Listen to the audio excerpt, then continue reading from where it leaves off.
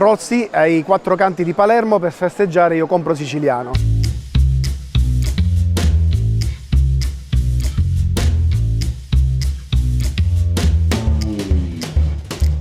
Frolsi, l'azienda storica siciliana di Palermo, esiste dal 1966, abbiamo fatto la storia delle prime colazioni palermitane.